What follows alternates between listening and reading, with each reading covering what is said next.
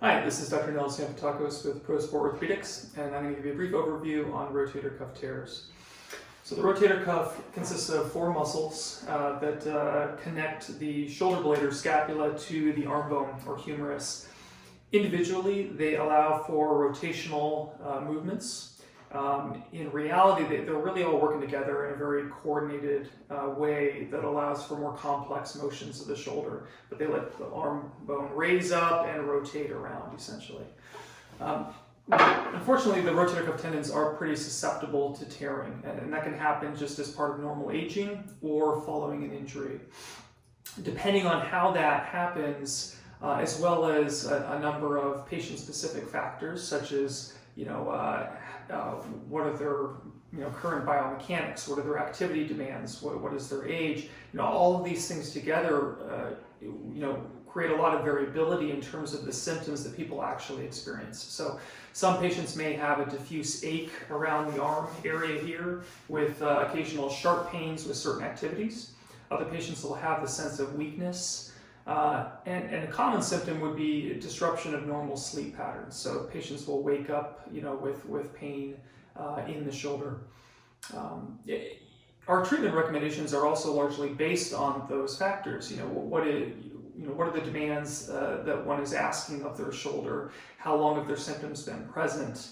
Are they responding to other conservative treatments they may have attempted at that point? As well as imaging.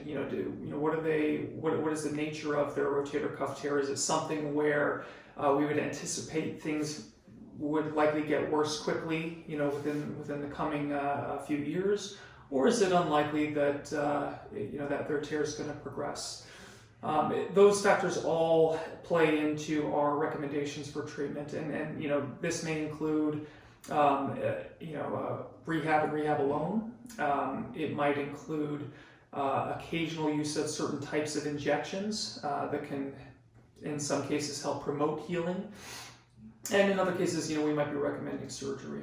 From a surgical standpoint, this would be arthroscopic rotator cuff repair. That's outpatient arthroscopic surgery, wherein I would be making several small poke hole incisions around the shoulder and repairing the tendon back down to the bone. We're also often leveraging one's biology to promote faster healing and more complete healing of that tendon tissue. And we do that through the use of one's stem cells, platelet-rich plasma on occasion, things like that. During the surgery, patients are completely asleep, but we will often use a regional anesthetic as well, which helps people with pain control, for the first 12 to 24 hours or so. And when they wake up and they go home, their arm's in a sling, and they're essentially wearing that sling for between 4 to 6 weeks, and they're really not lifting anything for about 3 months or so. All the while, rehab is playing a major role in the process here, and will often extend for about 6 months or so. And that's really the extent of our limitation. So beyond 6 months, we are expecting patients to return to all activities without any restrictions whatsoever. So please, if you have any further questions, feel free to come in and stop by, and we can chat more. Thanks. Take care.